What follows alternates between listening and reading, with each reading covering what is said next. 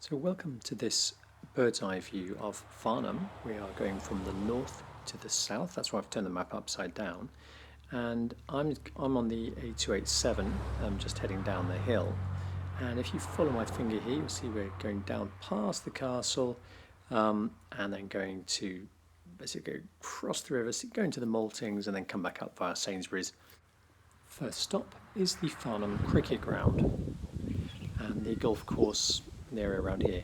Here's some potential parking for you if you wanted to have a nice walk down into town through the park, and a defibrillator right here as well. So once in the park, this is right down the bottom of the park. There are pretty limited parking options, mostly wood-based. When you get into Castle Street, you'll see that there aren't really any provisions for parking at all, apart from if you want to attach your bicycle to a lamppost.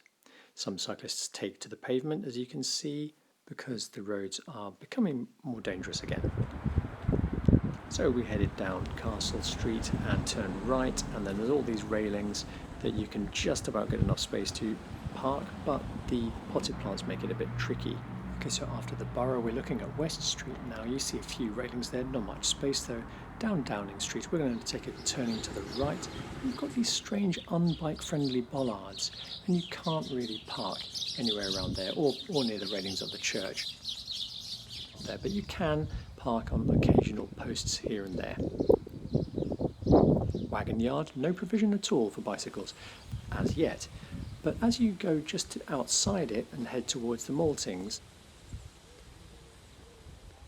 these railings here, but you might have to lift your bike up in order to chain it there. This is now on Downing Street, and you can see I've just chained my bike against some railings here. Nice newly widened pavement.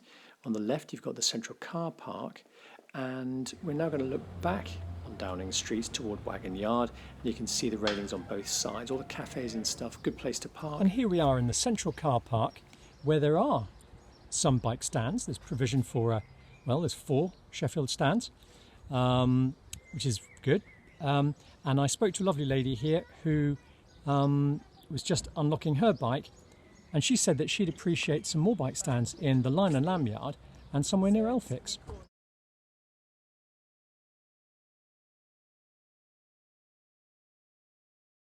So we can see a wide pavement here. There are some railings which you can park your bike against, but however beautiful these railings are, as you can see, it's not ideal for parking along here. When you look at Riverside Walk on the way to the Maltings, then yes, all those railings go all the way along there. Sometimes there are art exhibitions here, so that won't be ideal, but it's very often free. And here on the bridge, look out for those potted plants again, but when you get to the Maltings, they've got some nice provision around the side here. So we've got 1, 2, 3, 4, 5 Sheffield stands, and then one little stand against the wall. It's heading away from the Maltings with the Lamb just behind you. Lots of railings by the A31 in this big intersection.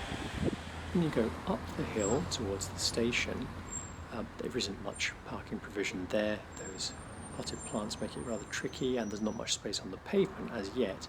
But the Mulberry allows some bikes to park there, and when you get to the station itself, well, there's a lot of parking space. So anyone on their bikes will be able to just enjoy the adventure. With these cycle pods and other provisions, there's easily space for about 40 to 50 bicycles at Farnham Station.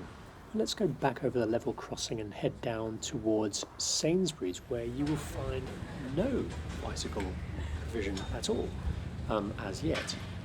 You can attach your bike to some railings, but they're quite complicated. You have to lift it up or put it up on that raised part. There are some other railings around. Waitrose has some of these wheel bender type bike stands, and people prefer to park elsewhere, but it does at the other end of it have these 3 Sheffield stands and some quite nice provision up in the upper car park, which is quite convenient if you want to go to Waitrose, do some shopping, if you want to go down to the Hot Blossom pub or any of the cafes around there. And that is that for the north-south.